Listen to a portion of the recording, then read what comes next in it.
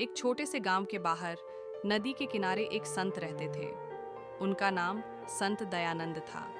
वे बहुत ज्ञानी और शांत स्वभाव के थे। गांव वाले अपनी समस्याएं लेकर उनके पास आते और संत उन्हें सच्चाई और सही मार्ग पर चलने की प्रेरणा देते। संत की कुटिया के पास एक बड़ा सा पीपल का पेड़ था। उस पेड़ पर पक्षियों का बसेरा था। उन्हीं पक्षियों में एक तोता भी रहता था जिसका नाम था चपलू। चपलू संत के पास अक्सर आ जाता और उनके हाथ से दाना खाता। धीरे धीरे वह संत का प्रिय बन गया। संत और तोते का रिश्ता। संत ने तोते को प्यार से पिंजरे में रख लिया, लेकिन वह पिंजरा खुला रहता था।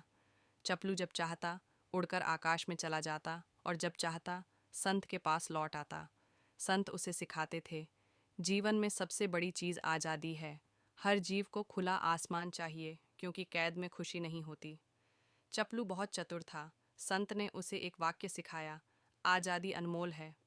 चपलू यह वाक्य बार बार बोलता और संत यह सुनकर मुस्कुराते। एक दिन गांव में एक अमीर व्यापारी आया। उसका नाम सेठ दीनानाथ था।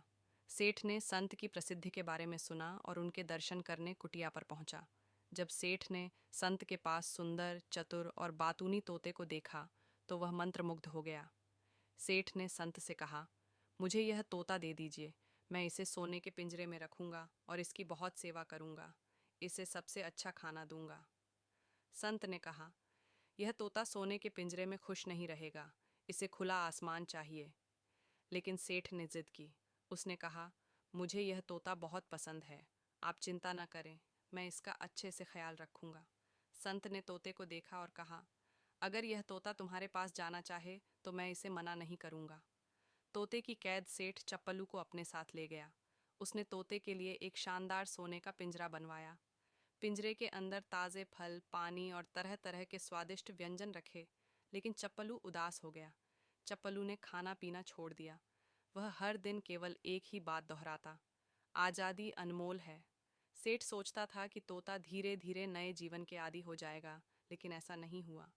चप्पलू दिन ब दिन कमज़ोर होता गया। उसकी आंखों में उदासी और उसके पंखों में पहले जैसी चमक नहीं रही। व्यापारी की चिंता। कुछ हफ्तों बाद सेठ को एहसास हुआ कि तोता बीमार पड़ गया है। उसने उसे सबसे अच्छे डॉक्टर को दिखाया, लेकिन तोते की हालत नहीं सुधरी। एक दिन सेठ ने तोते को गौर से देखा और कहा, क्या तुम्हें सच में आज़ादी चाहिए? तोते ने अपनी कमज़ोर आवाज़ में कहा, आज़ादी अनमोल है। सेठ को अपनी गलती का एहसास हुआ। उसने तुरंत तोते को वापस संत दयानंद के पास ले जाने का फैसला किया। संत का संदेश। जब सेठ ने संत को चपलू लौटाया तो संत मुस्कुराए। उन्होंने पिंजरे का दरवाज़ा खोला। जैसे ही दरवाज़ा खुला, चपलू ने अपने पंख फैलाए और उड़कर एक ऊंची डाल पर जा बैठा।